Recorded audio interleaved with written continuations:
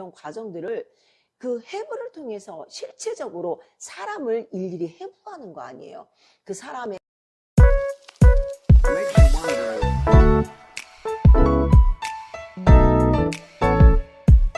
안녕하세요. 오늘은 제가 말씀과 은사에 대한 분류를 조금 이렇게 나누려고 합니다. 하나님이 우리를 통해서 하나님이 우리에게 하나님을 드러낼 때 내가 하나님이다 라는 것을 드러내기 위해서 하나님 어떤 일들을 하실까요? 무엇을 통해서 일하실까요? 우리의 이 성경 말씀을 통해서 하나님은 일하십니다. 그렇기 때문에 우리가 이 예배를 통해서 말씀 듣는 거, 그리고 우리가 평상시에 이 말씀을 읽는 거 참 중요한 거죠. 왜냐? 이 말씀을 읽고 말씀을 듣는 것들은 대부분 처음부터 이거를 영으로 받는 사람들은 드물어요. 그러니까 1차적으로 사람들이 이 머리로 먼저 이 말씀이 머리에서 이제 가슴으로 내려오게 됩니다. 그런 어떤 과정이 있습니다. 그러니까 이 머리로 이 말씀이 우리에게 저장되는 것들, 그렇죠? 내가 말씀을 한 번 듣고 두 번 듣고 세 번 듣고 네 번 듣고 1년 듣고 10년 듣고 분명히 틀려요. 그렇죠?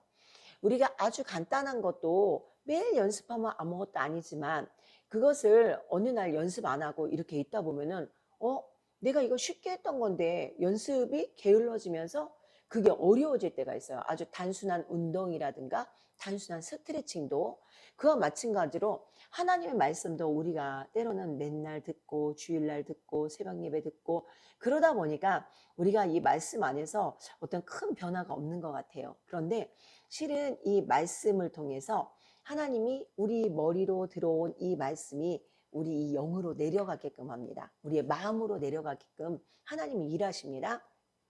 그러니까 이 말씀을 통해서 우리가 말씀을 이렇게 들으면서 그래 하나님이 이러셨구나. 그래 하나님 그때 이런 역사를 주셨구나. 그래 하나님이 이런 분이야. 어느 날부터 이렇게 믿어지기 시작해요. 그렇죠? 머리로 들어갔던 것이 이론으로만 정립되는 게 아니라 가슴 안에서 이렇게 믿어지는 그 사건이 일어납니다. 그러니까 이게 말씀을 통해서 일하시는 이 성경 말씀을 통해서 일하시는 하나님의 방법이에요. 그런데 이 은사는 뭘까요?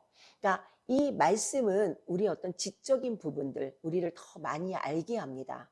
그렇죠? 우리를 더 많이 알게 해요. 하나님 그분을 더 많이 알게 하고요. 예수 그리스도 그분을 더 많이 알게 합니다. 근데 우리가 알기만 하면 되겠습니까?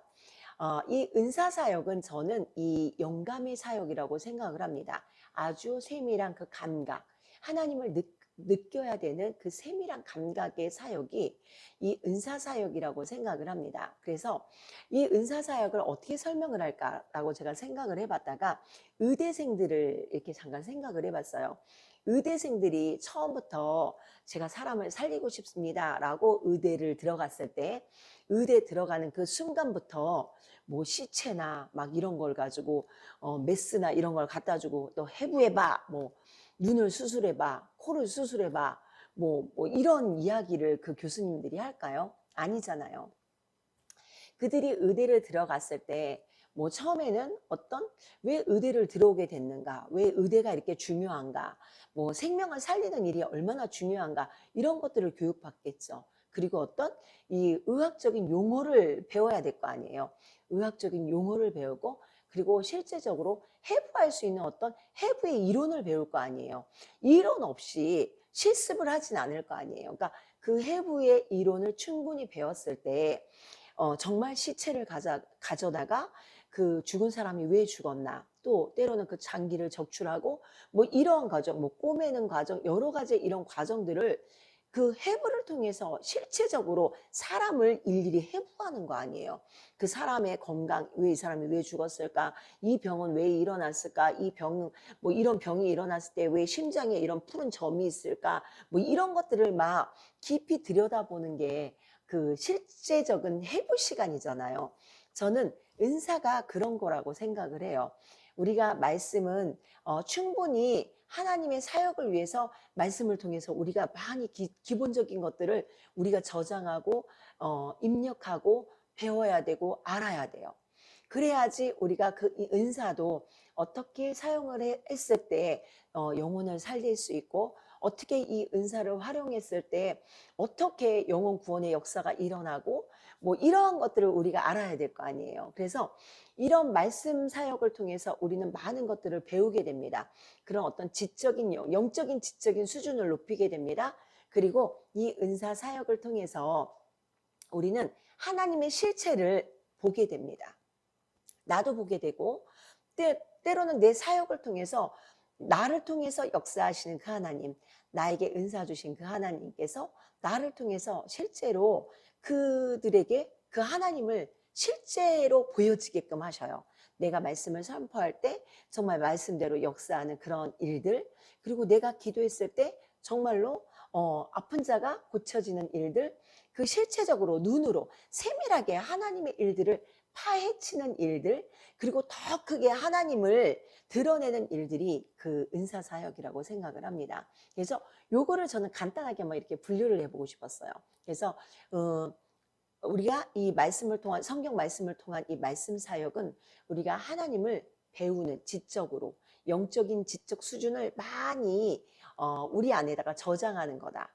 그리고 은사 사역은 내가 아는 걸 가지고 이제는 사용하는 거예요. 그리고 어떻게 사용하는지 그 방법을 알아서 하나님 내게 주신 그 은사들을 하나 둘 사용하면서 하나님이 이렇게 살아계셔, 하나님이 이렇게 역사하셔, 하나님 지금도 일하고 계셔, 뭐 이런 실제적인 하나님을 그들에게 보여주는 것들, 그게 은사 사역이라고 생각을 합니다. 그래서 우리가 말씀 사역과 은사 사역을 잘 분류해서 우리가 하나에만 치우치는 것이 아니라 적절하게 하나님 앞에 복음을 위해서 우리가 말씀 사역과 더불어 때로는 이 은사 사역, 이 말씀을 선포하는 것도 능력 사역이에요. 말씀이 막 선포될 때 막 이 말씀을 듣는 자들이 막 믿어지고 생각하고 회개하고, 이것도 능력 사역이에요. 이것도 은사예요. 그래서 이러한 사역들이 많이 일어나길 원합니다. 그리고 어떤 분이 그 얘기를 했어요. 저는 기도하고 말씀을 많이 보는데 왜 은사가 안 나타날까요? 저도 이런 분별의 은사를 저도 갖고 싶어요 라고 말씀하신 분이 있어요. 내가 너무 사모하는데도 하나님이 주시지 않을 때는 때로는 그것을 가지고 우리가 교만할 수 있고, 또 그 은사를 가지고 우리가 이 말씀을 벗어날 수 있는 어떤 위험 요소가 있을 때는 하나님 주시지 않을 때도 있더라고요. 그래서 우리가 이 은사는 어떤 외적인 은사만이 은사가 아니라 실은 내적인 그런 어떤 보여지지 않는 은사도 너무나 많습니다. 내가 기도했음에도 불구하고 당장 보여지지 않아요. 그러니까 이 은사 사역은 당장 보여지는 외적인 사역이 있고요. 시간이 지나면서 그게 보여지고 깨달아지는 그런 어떤 사역